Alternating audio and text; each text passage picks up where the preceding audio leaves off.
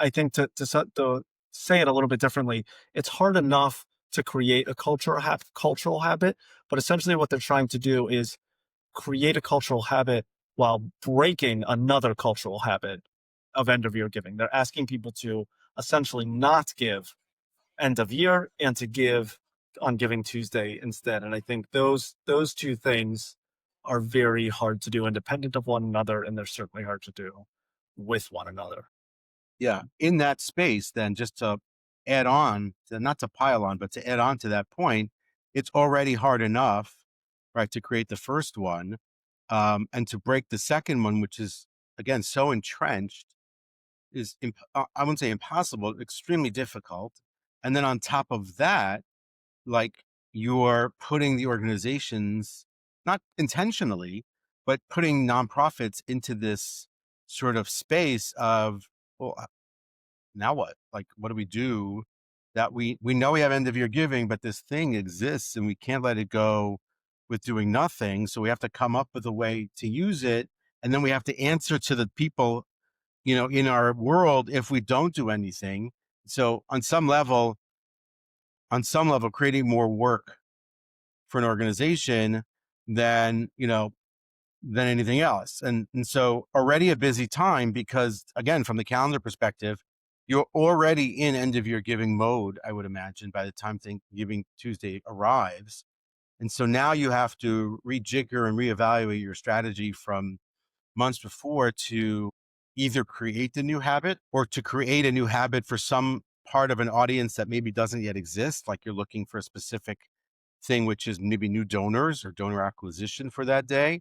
And so you wonder about the value and the worth of that effort in trying to create this habit on a day when, maybe that's not the best way to go about it. And maybe I would rather just lump those things together as sort of parallel strategies that I'm working on for the end of year. Yeah. I think that's a really interesting point that what's the motivation behind organizations getting involved in Giving Tuesday now? I understand when this first started, you didn't know what it was going to be. So Yeah. I can totally understand the excitement of having a national day of philanthropy is great for nonprofits.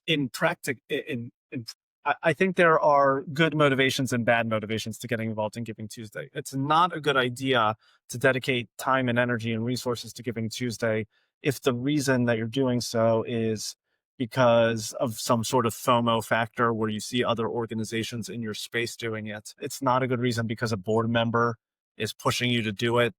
Maybe they're sitting on another organization's board and that organization is doing it. So therefore, as you indicated, they're going to question, why aren't we doing this also?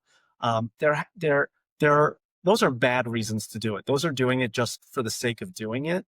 And that's really where I've seen a lot of organizations fall short of whatever their expectations or goals were. The good reasons for doing it, in my mind, is if you have a company who's offering a match. I see a lot of corporate giving to Giving Tuesday, and I'm also curious when I looked into some of the data that around Giving Tuesday.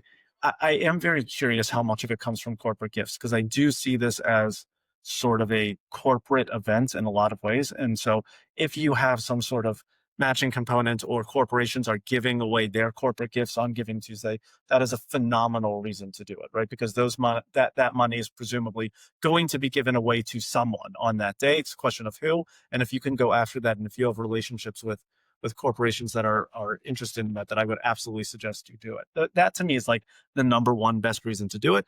And if you have some sort of like history of doing well with it, I know for a while there were local foundations were trying to push it all together in Pittsburgh. I'm trying to think if this was on Giving Tuesday or not.